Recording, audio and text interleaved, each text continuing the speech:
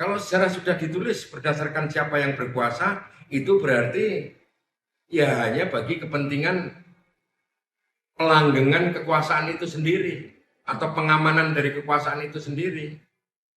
Maka tidak bagus hasilnya. Negeri ini kan tidak hanya milik penguasa. Negeri ini kan miliknya sekian ratus juta rakyat Indonesia.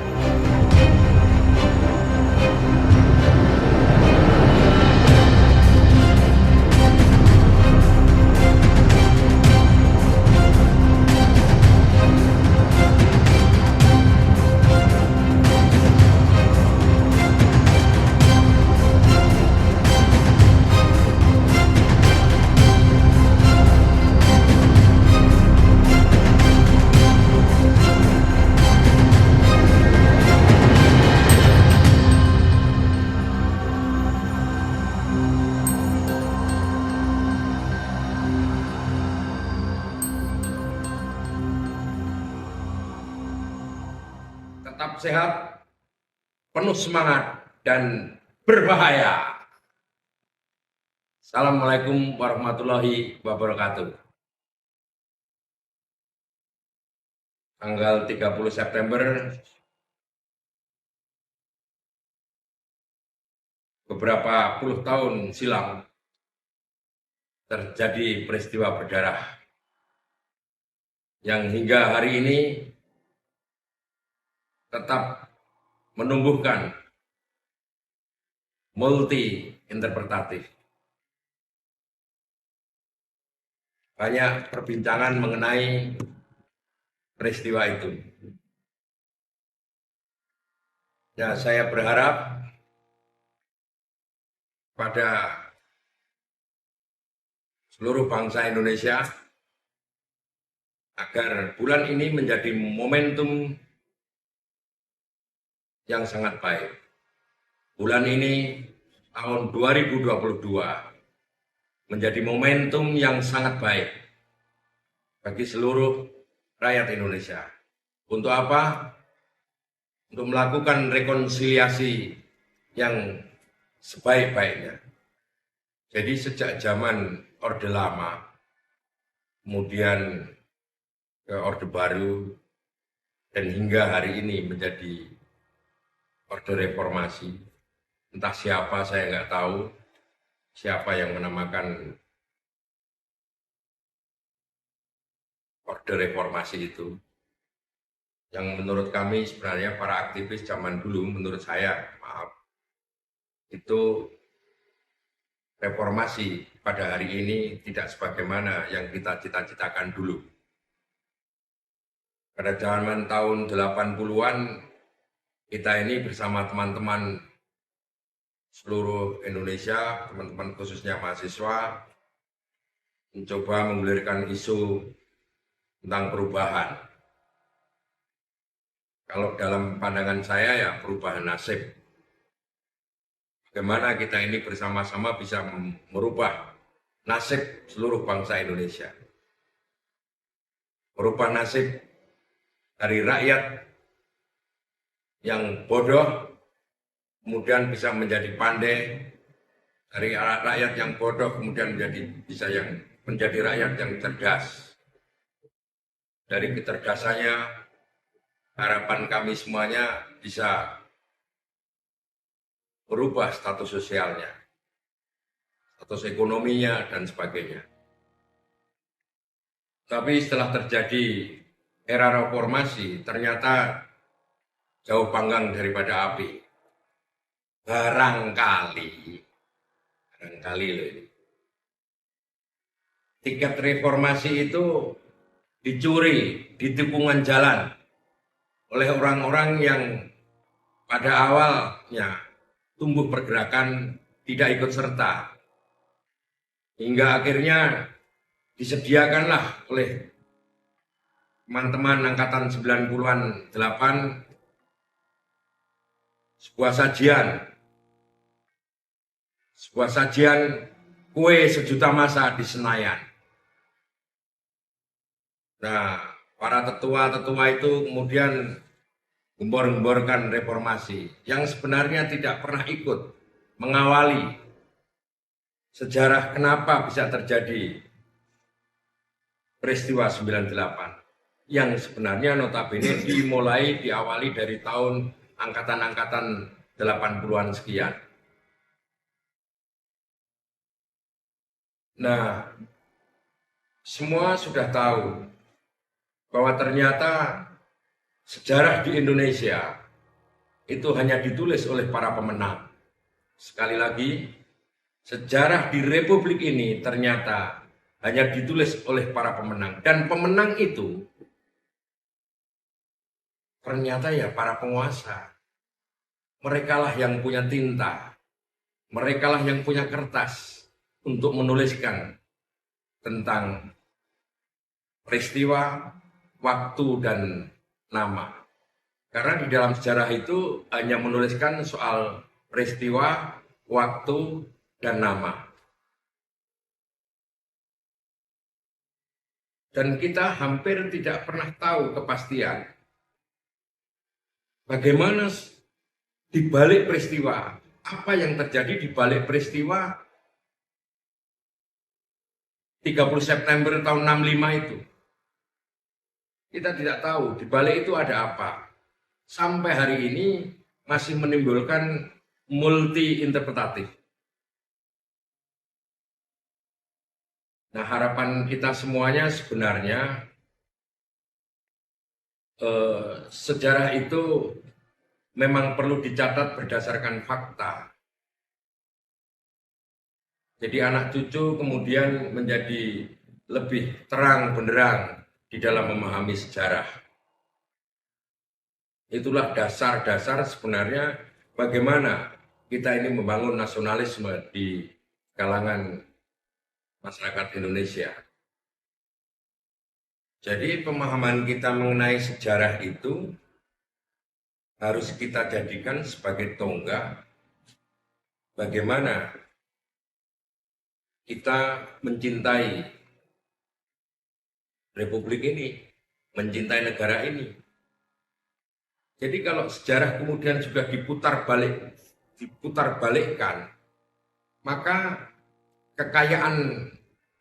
maka sejarah itu tidak lagi menjadi sebuah kekayaan bangsa.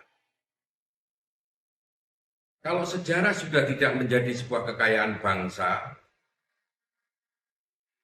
ya kemudian pasti ada krisis nasionalisme. Ya seperti ini, maka harapan saya sebenarnya sekali lagi, bagaimana kemudian sejarah itu harus ditulis sekali lagi berdasarkan fakta, tidak berdasarkan rekayasa. Apapun yang terjadi di negeri ini, ataukah itu buruk, ataukah itu baik, harus ditulis secara objektif. Jangan ditulis berdasarkan siapa yang berkuasa. Kalau sejarah sudah ditulis berdasarkan siapa yang berkuasa, itu berarti ya hanya bagi kepentingan pelanggengan kekuasaan itu sendiri atau pengamanan dari kekuasaan itu sendiri. Maka tidak bagus hasilnya. Negeri ini kan tidak hanya milik penguasa. Negeri ini kan miliknya sekian ratus juta rakyat Indonesia. Maka sekian ratus juta rakyat Indonesia tadi harus mengetahui kebenaran tentang sejarahnya dengan baik. Nah, coba kita kemudian merunut dulu. Ini tadi kan bermula dari masalah 30 September.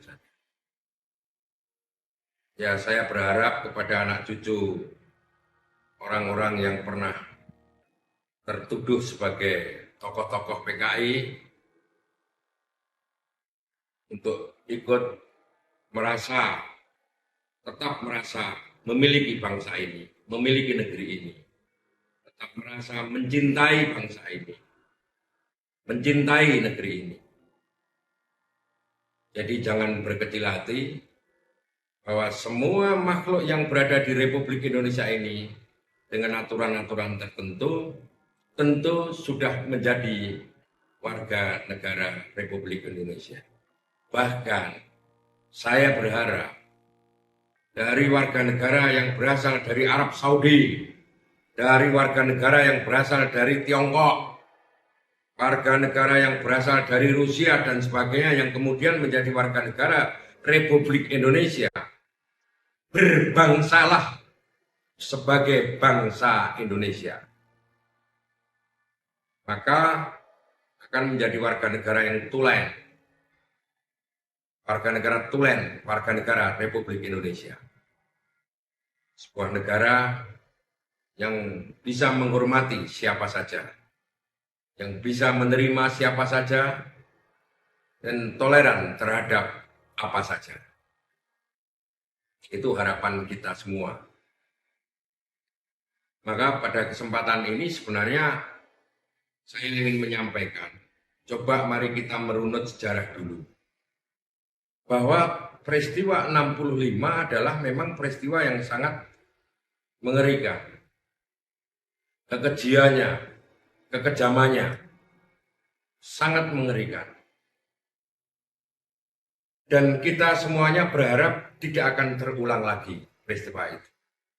Kita tidak hendak membongkar apa dibalik yang namanya peristiwa 30 September itu. Karena sampai hari ini saya sendiri juga tidak paham apa sebenarnya yang ada di balik peristiwa itu. Tema politik macam apa yang terjadi? Rekayasa atau diplomasi politik macam apa yang sedang mereka lakukan pada waktu itu? Nah, kalau dilihat soal kekejian, jadi begini, kita ini kan sudah sepakat menjadi bangsa negara yang berlandaskan kepada Pancasila dan Undang-Undang Dasar 45. Pancasila itu ada ketuhanan yang Maha Esa, ada kemanusiaan yang adil dan beradab, ada persatuan Indonesia, kerakyatan yang dipimpin oleh hikmat kebijaksanaan dalam permusyawaratan perwakilan. Ada keadilan sosial bagi seluruh rakyat Indonesia. Dari 5 sila ini tadi kemudian kita harus bisa mengejawantahkan di dalam kehidupan kita sehari-hari. Kita hormati semua agama dan sebagainya dan sebagainya. Saya sebagai umat Islam, saya harus menghormati semua warga negara Republik Indonesia yang memeluk agama selain Islam. Karena Islam itu adalah agama rahmatan lil alamin. Menghormati semuanya, menghargai semuanya. Jadi dengan demikian kita tidak melanggengkan permusuhan jika landasan kita sudah menghormati semuanya. Hanya perlu dicatat bahwa memang PKI ini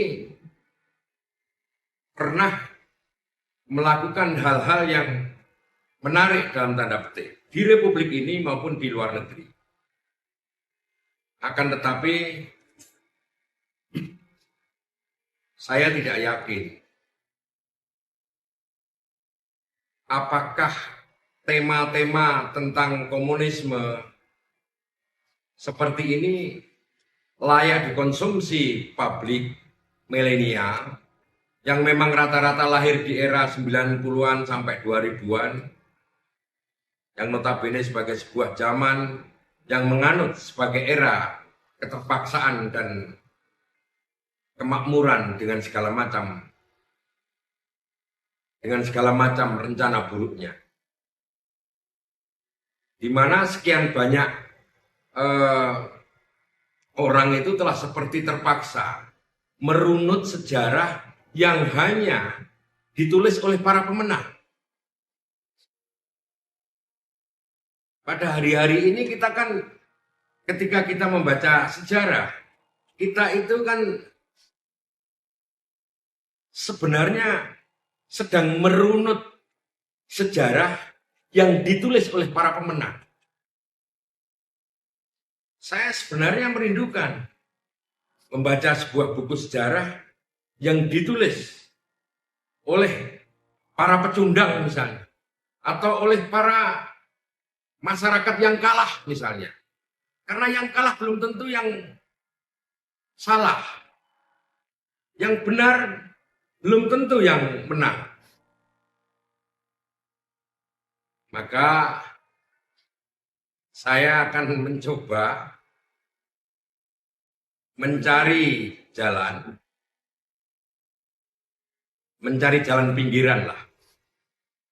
Terbenahinya atmosfer pro kontra soal bagaimana getolnya misalnya Sekar Madji, Marijan Kartosoewirjo ketika merintis supremasi Islam yang diproklamirkan pada tahun 1949 Agustus lah. Dan berakhir dengan pertumpahan darah pada tahun 62. Jadi soal pro kontranya bagaimana getolnya Sekar Madji, Marijan Kartosoewirjo misalnya yang merintis supremasi Islam yang diproklamirkan pada tahun kira-kira 1949 dan berakhir juga ini dengan pertumpahan darah tahun 62. Gerakan yang mencita-citakan Indonesia sebagai rumah Islam yang lahir di Jawa Barat ini berakhir dengan pertumpahan darah juga. Jadi diperkirakan selama 13 tahun pemberontakan DITII ini berlangsung dan telah mengakibatkan korban tidak kurang dari sekitar anggota organisasi keamanan desa yang terdiri dari anggota TNI, semuanya gugur, masyarakat sipil umum semuanya gugur. Jadi belum lagi jika dihitung korban-korban dari pihak DITII, kita nggak bisa tahu. Yang DITII tidak dihitung karena kalah. Dan sejarah itu sekali lagi hanya ditulis oleh para pemenang. Maka DITII ketika kalah ya tidak ditulis yang meninggal berapa, kalah. Jadi yang hingga kini tak terketahui jumlahnya adalah korban dari DITII. Jadi setelah pasukan dari tentara Siliwangi berhasil menangkap dan mengeksekusi Kartosoewirjo, maka berakhirlah sejarah secara bertahap sanad DITII. Nah, fakta ini membuktikan bahwa ternyata sebagian besar masyarakat Indonesia memang tidak bisa familiar dengan sistem politik teokrasi yang berdasarkan Islam. Ternyata memang tidak familiar terhadap itu. Demikian juga misalnya contoh lagi terbentuknya PRRI. PRRI itu dari Pemerintah Revolusioner Republik Indonesia yang menyatakan, yang merupakan manifestasi atas ketidakpuasan daerah terhadap pusat. Sebenarnya hanya persoalan keadilan dari daerah merasa tidak diperlakukan secara adil oleh pusat. Jadi gerakan yang lahir di Sumatera pada tahun 50-an ini, misalnya jika terjadi pada era reformasi sekarang ini, sering disebut dengan gerakan-gerakan separatisme dan desintegrasi. Jadi yang dalam perspektif saya sebenarnya persoalan kesejahteraan yang tidak merata, hanya masalah itu sebenarnya. Dirasakan oleh sebagian masyarakat Sumatera. Kecemburuan mereka terhadap pusat itu semakin membabi buta. Jadi hampir mirip terjadi semacam segregasi sosial antara pusat dan daerah. Segregasi masalah apa? Segregasi sosial, ekonomi, politik antara daerah dan pusat. Yang perlu dicermati adalah bahwa para founding fathers PRRI tersebut telah dan tetap menyebutkan sebagai pemerintah revolusioner ini, Republik Indonesia. Dia tetap mengakui negeri ini tetap Republik Indonesia sejak awal berdirinya PRRI. Jadi Republik Indonesia ini sebagai bingkai cita-citanya tetepan. Jadi yang tidak boleh luput dari sasaran penghargaan kita adalah bahwa misalnya ada Letkol Ahmad Hussein, ada Mr. Safruddin Prawira Negara, ada Sumitro Jaya Dikusumo, ada Mr. Asaad, ada dan lain sebagainya lah. Dan kawan-kawan sebagian besar juga ikut berjuang pada masa kemerdekaan. Orang-orang tersebut berjuang untuk kemerdekaan. Meskipun mereka membentuk sebuah lembaga yang namanya didahului dengan pemerintah revolusioner. Karena barangkali mereka menganggap bahwa pusat itu tidak revolusioner. Maka kemudian menyebutnya dengan pemerintah revolusioner Republik Indonesia. Yang di dalam perspektif saya sebenarnya persoalan kesejahteraan sekali lagi. Jadi hal ini betul-betul dirasakan oleh masyarakat Sumatera. Ada beberapa contoh lagi tentang pergerakan, misalnya begini. Misalnya, bahkan tentang gerakan Partai Komunis Indonesia yang biasanya senantiasa tadi saya sampaikan dibedah dari peristiwa 30 September 65. Sejarah telah mencatat bahwa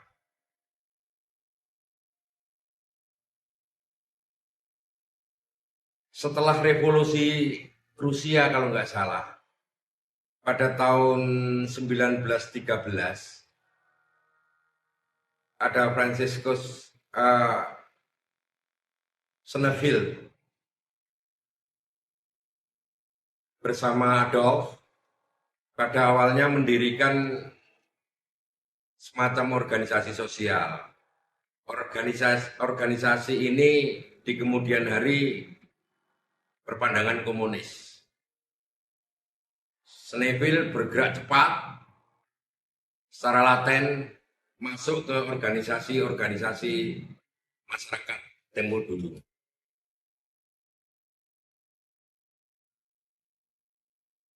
Seperti misalnya masuk ke Syarikat Islam. Seperti misalnya masuk ke Syarikat Islam. Pimpinan Semaun yang pernah bersahabat dengan Soekarno. Di mana ketika muda tinggal bersama di rumah A.W.S. Cokroaminoto. Semaun yang saya sebut sebagai tokoh Islam semangka ini, jadi luarnya hijau, tapi dalamnya merah, ada bintik-bintik bijinya hitam-hitam. Islam semangka. Ini memang cenderung tergiur dengan ideologi yang ditawarkan Sonnenfeld. Calah. Kemudian Serikat Islam menjadi beraliran merah dan beraliran putih.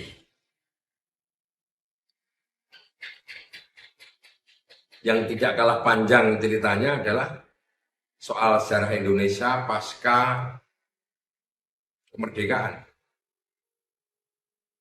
Jadi bergaungnya pemberontakan Partai Komunis Indonesia.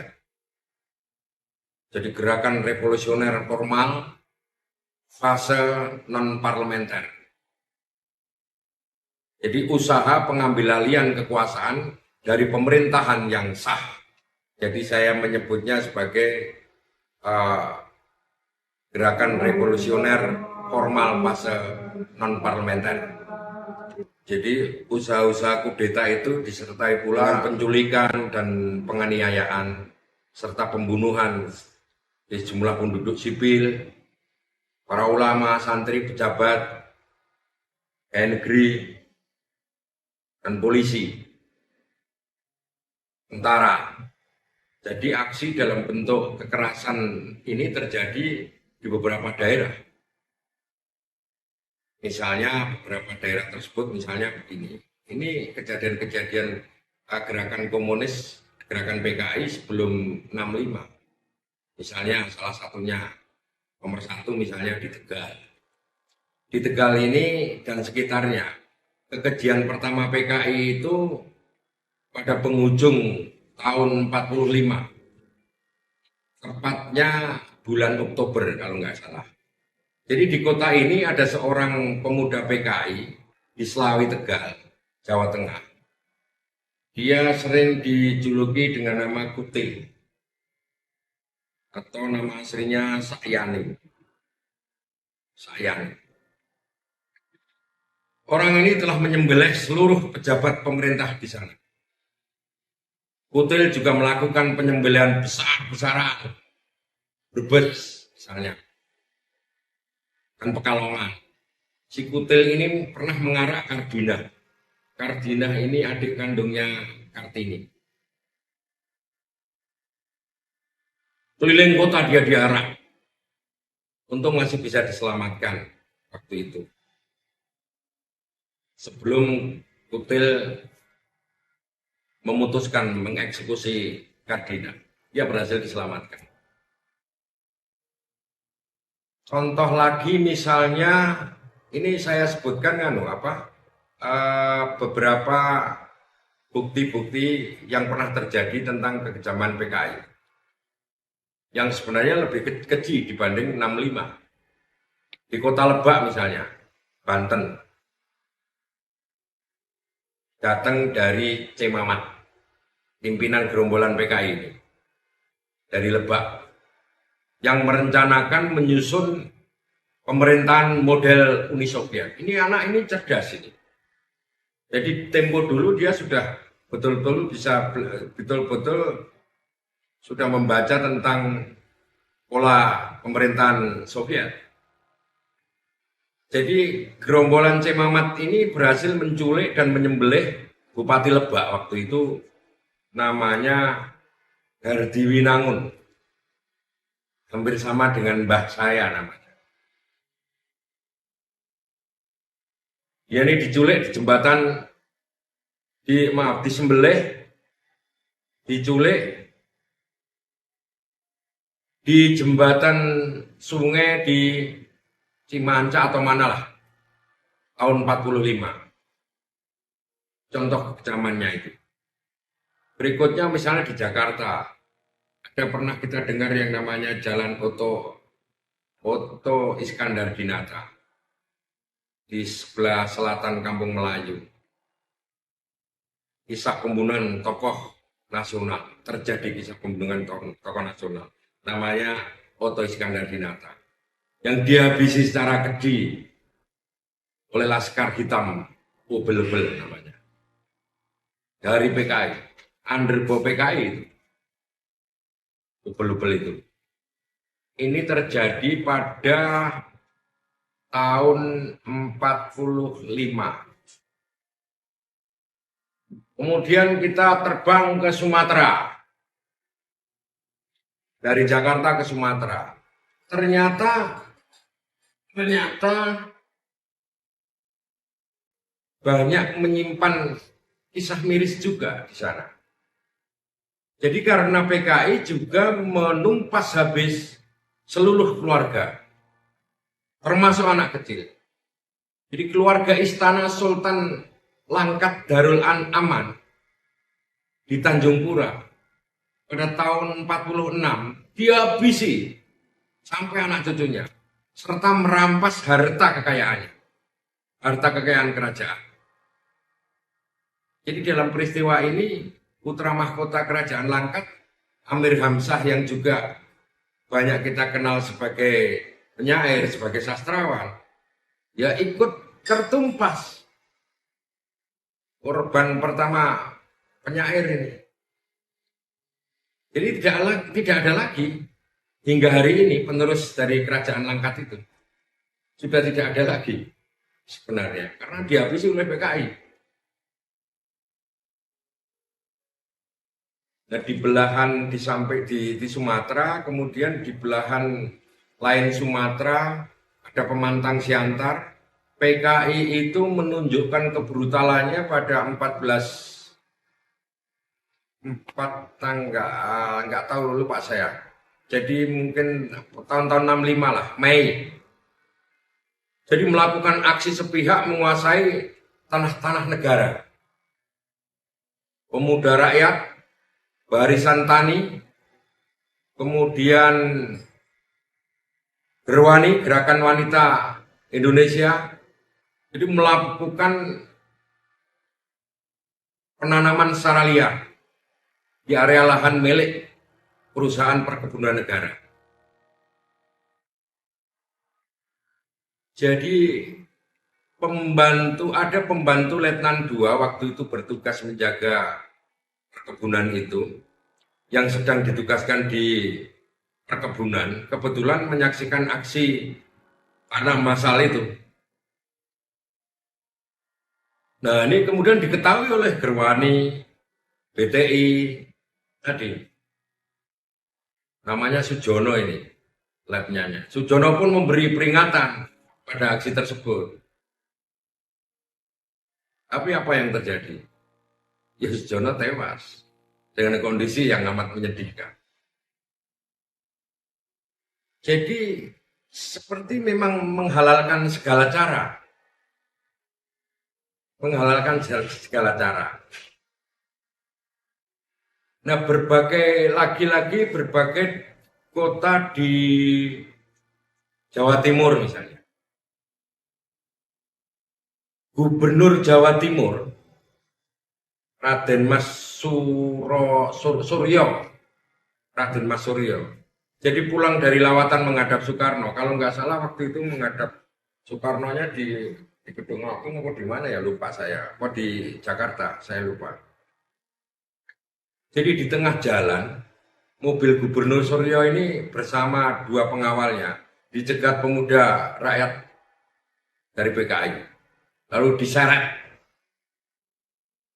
menggunakan tali sejauh 10 km hingga tewas. Mayatnya dicampakkan di tepi kali, di tepi sungai, dengan kondisi yang sangat menyedihkan tentunya. Jadi berbagai kota di Jawa Timur, kekejian di Jawa Timur, misalnya Gubernur Suryo dan sebagainya itu tadi, itu masih disusul lagi dengan kejadian di Madiun misalnya. Di Madiun ini PKI menusuk dubur banyak warga desa Pati dan Wirosari, Madiun, dengan bambu runcing. Coba bayangkan aja, manusia disate dengan bambu runcing. Jadi lalu mayat mereka ditancapkan di tengah-tengah sawah seperti memedi sawah, nakut-nakutin burung-burung yang mau makan padi itu, padi yang sudah tua itu.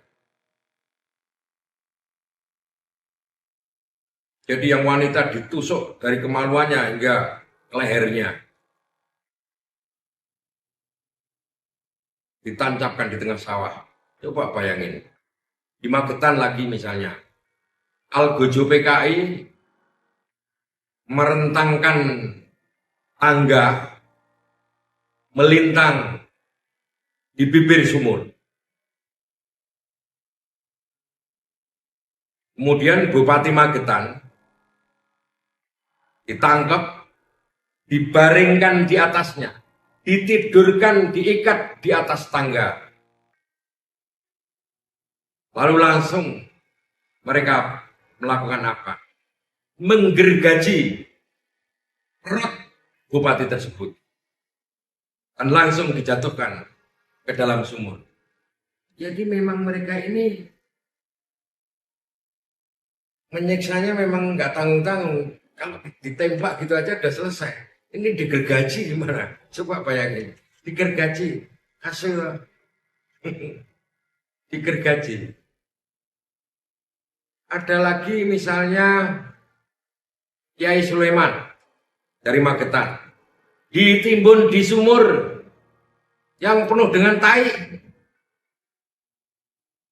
Dan pada saat yang bersamaan ditimbun juga dimasukkannya 200 orang santri lainnya. Sembari tak berzikir.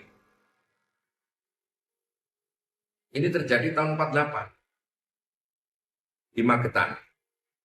Jadi kiai, ada lagi kisah kiai Imam Musyid Takran yang hilang tidak tentu rimbanya.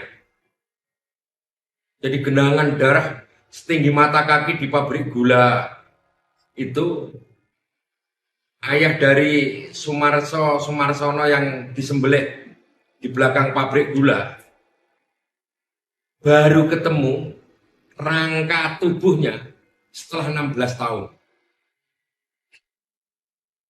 Bahkan para kiai, bahkan para PKI ini mengadakan pesta daging bakar. Pesta daging bakar ulama dan santri di Lumbung Padi.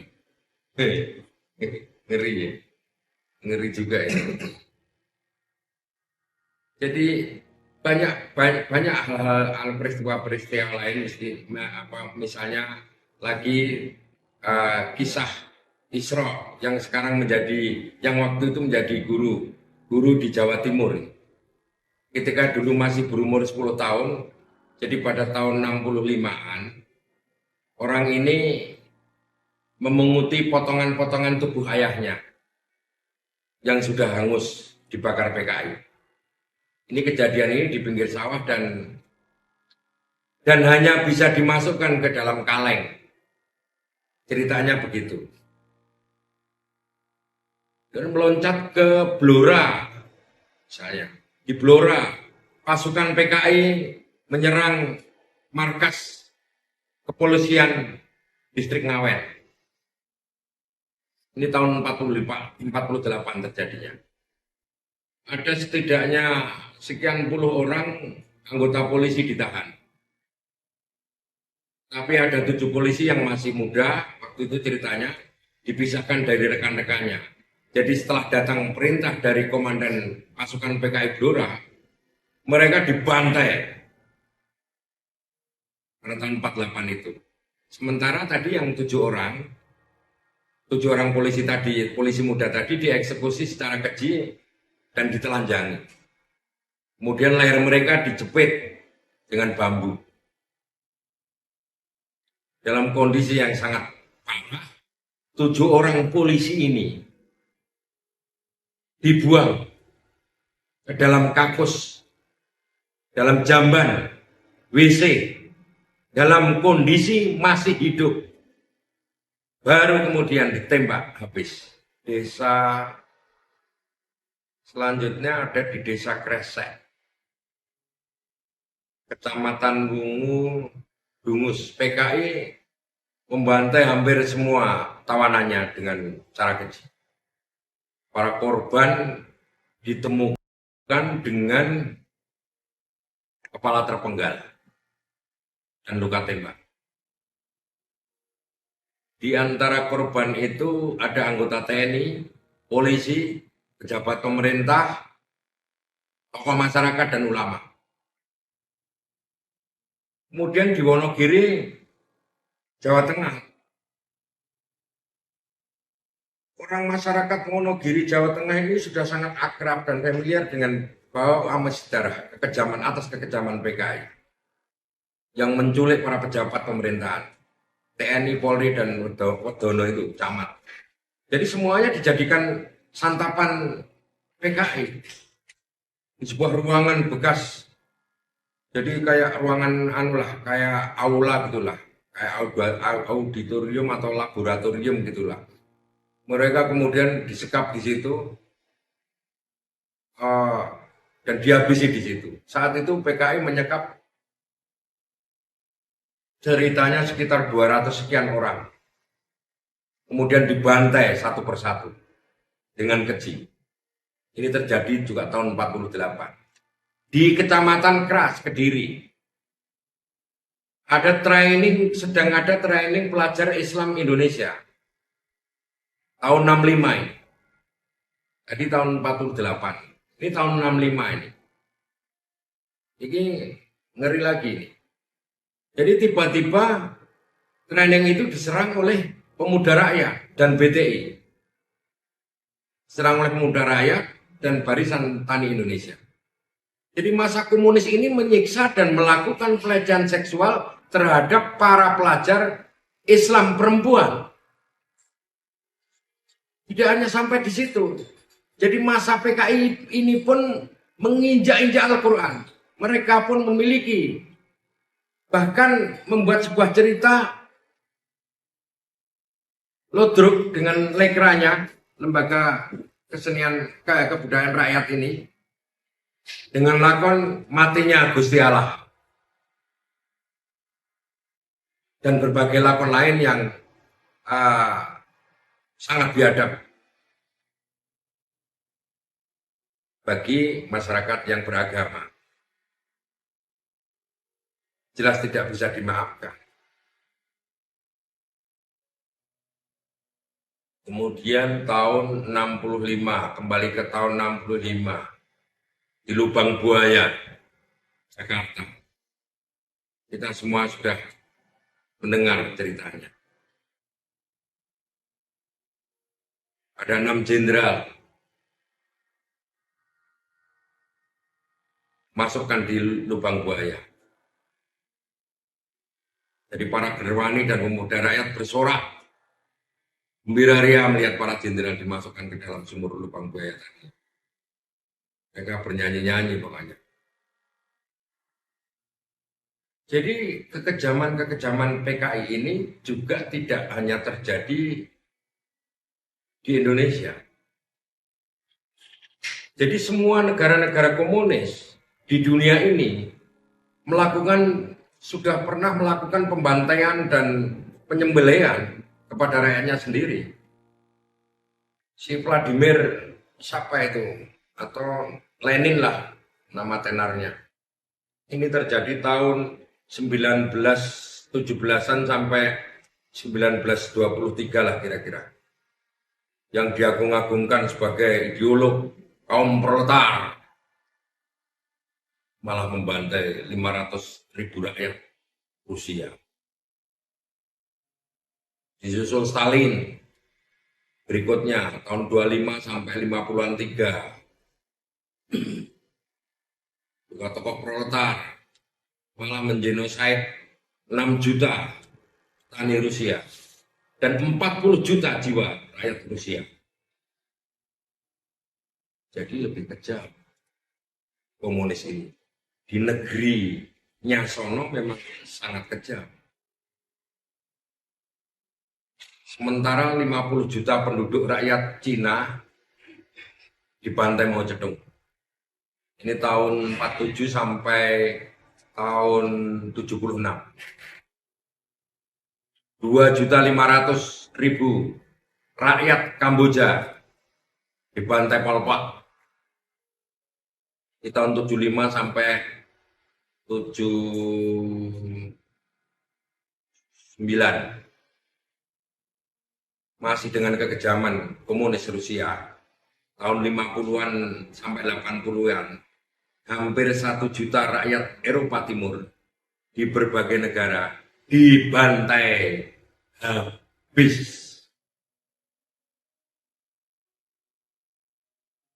Belum lagi 150.000 rakyat Amerika Latin. Dan 1 juta 500-an lah, sampai 1.700.000 lah. Nyawa rakyat di berbagai negara di Afrika itu dibantai rezim komunis. Jadi begitulah kekejamannya komunis. Komunis Rusia. Rusia dengan rezim Najibullah tahun 76 sampai 87 telah meregangkan nyawa, menghabisi nyawa lebih dari 1,5 juta rakyat Afghanistan. Ini hanya sebagian. Jadi masih banyak jarak biadaban komunis yang lain di berbagai daerah. Jadi hampir saja kita lengah dan salah bahwa pada hari ini paham komunis telah bangkit dengan berbagai gincu, termasuk menggerogoti, membrodoli berbagai macam sendi-sendi agama, politik, ekonomi, budaya dengan segala caranya, dengan aneka rencana busuknya.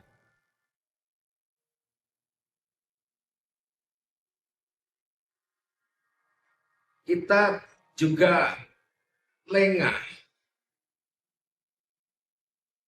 dan lupa bahwa komunis ini telah 2 kali melakukan kudeta dengan keji. Mereka menyembelih para santri, tadi sudah saya sebutkan, para kiai, para agamawan, dan para penjaga republik yang memeluk paham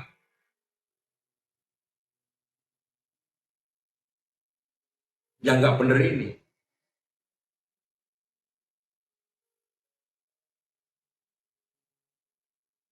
Jadi para pemeluk Hendrikus Sneville ini memang pembawa petaka di negeri ini. Tetapi kalau kita membongkar sekian kejadian, kekejian yang dilakukan oleh komunis, mungkin tidak ada habis-habisnya. Saya sebagai bangsa Indonesia, saya sebenarnya berharap, konon katanya kita ini negeri Pancasila. Sekali lagi, sebuah negeri yang harus menghormati siapa saja dan berikut sejarah kelamnya. Maka saya sebenarnya berharap kepada pemerintah sekarang ini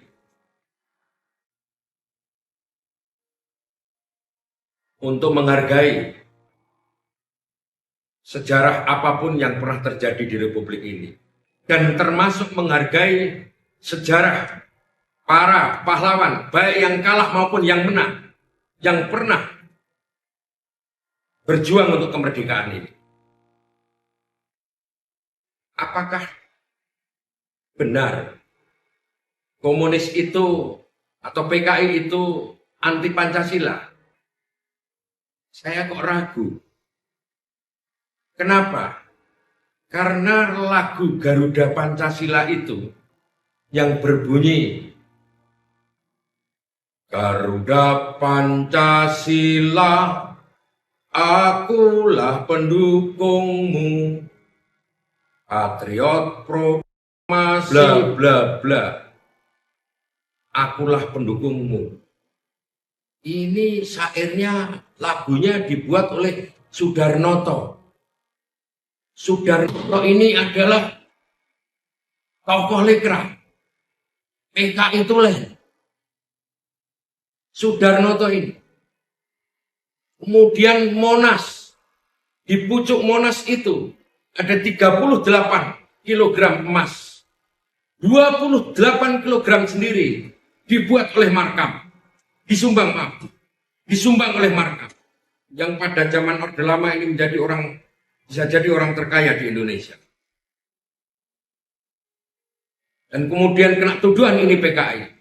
Entah dia PKI atau tidak PKI, dia telah menyumbangkan yang luar biasa untuk simbol negara, Monas, untuk simbol ibu kota negara. Yang 10 kilo rakyat Aceh. Kemudian lambang Garuda Pancasila. Kalau tidak salah, pertama kali Soekarno memberikan tugas kepada Basuki Wiryabowo, kepada Mbah Basuki Wiryabowo. Ini tokoh lekra. Kemudian dibuatkanlah logo yang sekat-sekat seperti kemudian diperbaiki oleh siapa saya lupa.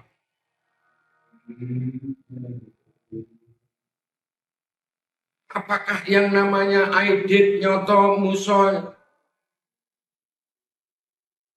Semaun, Sekar Maji, atau Untung, atau siapalah. Apakah mereka tidak pernah berjuang untuk kemerdekaan? Mereka semuanya pernah berjuang untuk negeri ini, untuk kemerdekaan ini. Apakah tidak selayaknya kemudian pemerintah ini memberikan predikat kepada orang-orang mantan PKI ini yang kemudian sudah almarhum, memberikan predikat mereka sebagai pahlawan kemerdekaan? Apa sulitnya sebenarnya? Toh mereka juga ikut berjuang untuk kemerdekaan. Perkara kemudian hari mereka katakanlah ada tuduhan berkhianat dan sebagainya. Tetapi pada saat mereka berjuang untuk kemerdekaan, mereka belum berkhianat.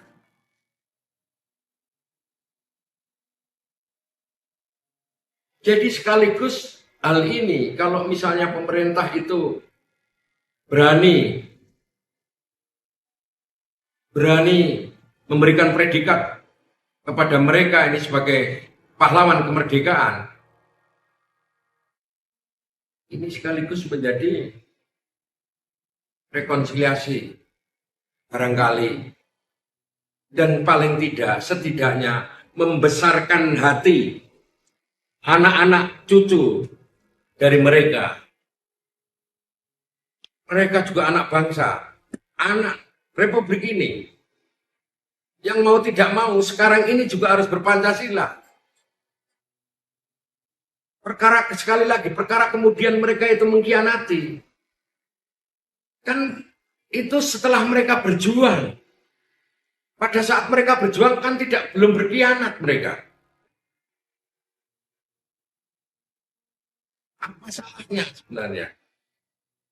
Jadi saya berharap, tapi lebih daripada itu, saya juga berharap kepada teman-teman yang anak cucu tokoh-tokoh PKI, juga jangan lantas kemudian membangun kembali ideologi itu. Karena secara konstitusional, bahwa negara kita ini sudah disepakati memang berdasarkan Pancasila dan Undang-Undang Dasar 45. Jangan kemudian mencoba-coba lagi, mengusik-usik lagi, apakah melalui jalur-jalur konstitusional lewat legislatif dan sebagainya, kemudian membangun kembali ideologi itu, dan kemudian merubah Pancasila dengan ideologi komunis. Nah, itu yang harus kita sepakati, jangan begitulah. Sudahlah. Kalian pada era sekarang ini kan sudah boleh jadi anggota dewan, anak cucu PKI ini. Boleh jadi dokter, boleh jadi tentara, boleh jadi polisi, boleh jadi pegawai negeri, boleh beristri 4 kalau Islam, boleh beristri 6 kalau nggak kelawan yang 2. Jadi apa bedanya saya sebagai anak guru pegawai negeri dengan siapalah yang anak PKI? Saya jadi pengusaha kecil-kecilan, mantan aktivis, anak guru, kepala sekolah, SMP dulu. Anak PKI sekarang juga boleh. Mantan-mantan anak cucu PKI itu boleh. Anak cucu PKI ini boleh sekarang. Jadi seniman boleh. Jadi apa yang tidak boleh di negeri sekarang ini?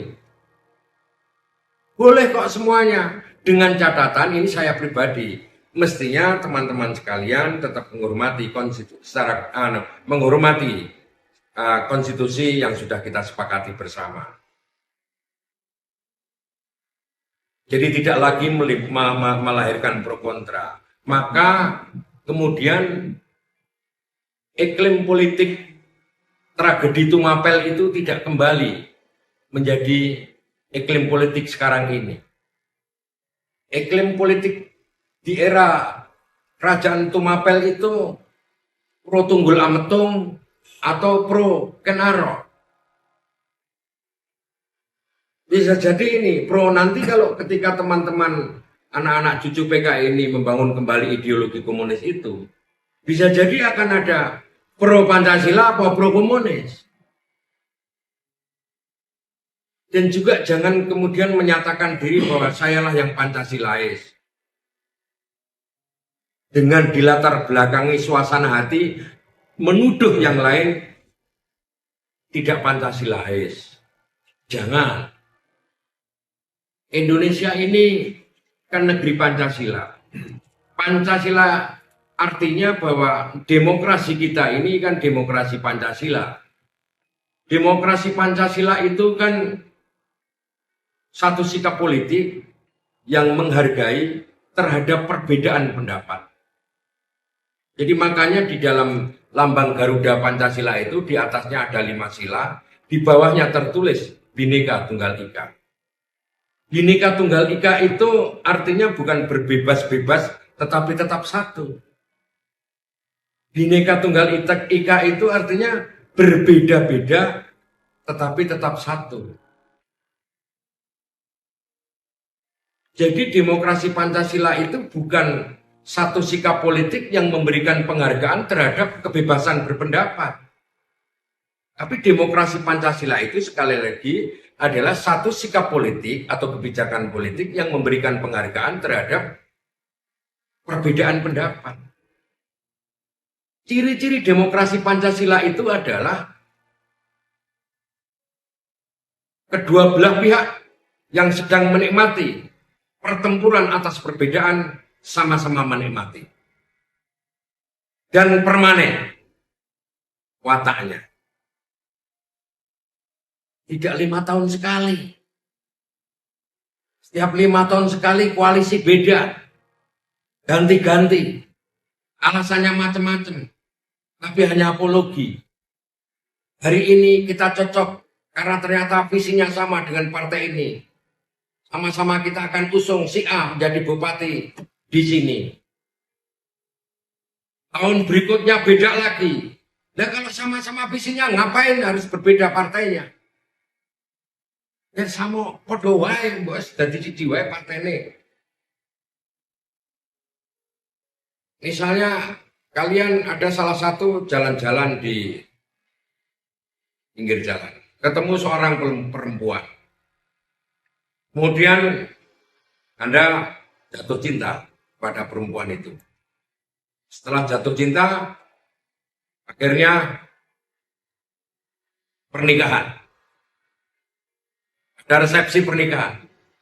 Pada malam harinya, antara laki-laki dan perempuan yang nikah tadi siang, itu melakukan pertempuran berdarah-darah atas perbedaan jenis kelamin. Melakukan pertempuran berdarah atas perbedaan jenis kelamin. 9 bulan 10 hari lagi. 9 bulan 10 hari kemudian. Lahirlah sebuah anak. Anak itu kalau saya menyebut sebagai sebuah kesimpulan atas perdebatan perbedaan jenis kelamin tadi. Saya meyakini seyakin-yakinnya. Misalnya saja, laki-laki perempuan yang suami istri tadi kemudian hari bercerai. Sekali lagi saya yakin seyakin-yakinnya, 2 orang tersebut, laki-laki dan perempuan tersebut, pasti masih mencintai, sama-sama mencintai kesimpulan yang pernah dia perdebatkan, kesimpulan yang pernah dia lahirkan, yang namanya anak tadi. Itulah demokrasi, itulah analog dari demokrasi Pancasila. Jadi kecintaannya itu ya abadi. Ketika kita melakukan perbedaan perdebatan dalam perbedaan di dalam perdebatan, sama-sama kita merasa saling mendapatkan kenikmatan, saling mendapatkan masukan. Jadi tidak perlu bersih tegang. Jadi saya kira demokrasi Pancasila itu sudah selesai lah. Nggak usah diperdebatkan. Dan nggak usah khawatir lagi lah. Yang namanya bangkitnya ideologi komunis. Dengan catatan agar teman-teman anak cucu dari tokoh-tokoh komunis atau orang-orang komunis tidak lagi mencoba-coba membangun kembali ideologi itu semasi secara konstitusional Pancasila tetap masih menjadi dasar negara Republik Indonesia. Terima kasih.